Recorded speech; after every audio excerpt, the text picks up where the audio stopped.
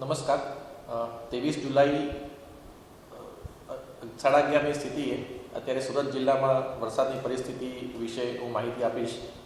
ગઈકાલે સમગ્ર દિવસ દરમિયાન જે વરસાદ થયો તેમાં સૌથી વધારે આજે રાત્રે 12 વાગ્યા પછી ઘણા બધા તાલુકામાં એકંદરે ભારે વરસાદ થયો છે. જેમાં ઉમરપાડામાં સૌથી વધારે 250 mm જેટલો વરસાદ લગભગ રાત્રે 2 થી 6ના ગાળામાં પડ્યો છે. તે સિવાય પલસાણા, બારડોલી, મહુવા, અંબિકા અને ઓલપાડ તાલુકામાં વધારે વરસાદ રાત્રે નોંધાયો છે.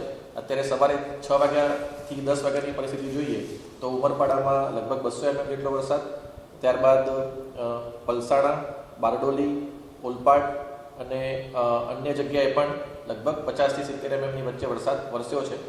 સુરત શહેરની વાત કરીએ તો અત્યારે સવારથી લગભગ 1.5 થી 2 ઇંચ જેટલો વરસાદ અત્યારે થયો છે. અત્યારે સુરત શહેરની અંદર વાત કરીએ તો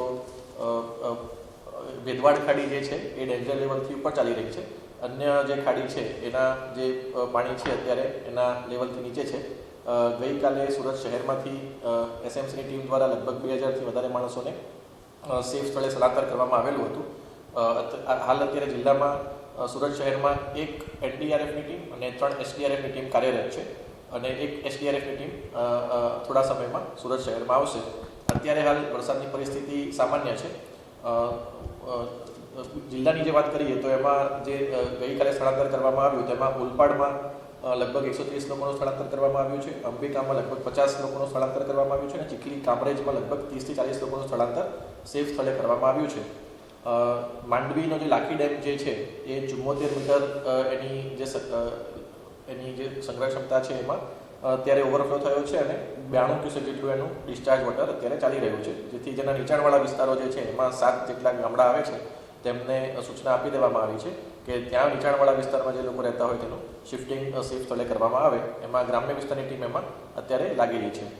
માંડવીમાં કેવડી નાની સિંચાઈ યોજના છે એનું પણ 74.22 મીટર જેટલી જે એની ઊંચાઈ છે એ પણ ડેમ ઓવરફ્લો છે અને એના પણ નીચાણવાળા વિસ્તારોને આપણે સેફ સ્થળે શિફ્ટિંગ કરવા માટેની સૂચના આપેલી છે.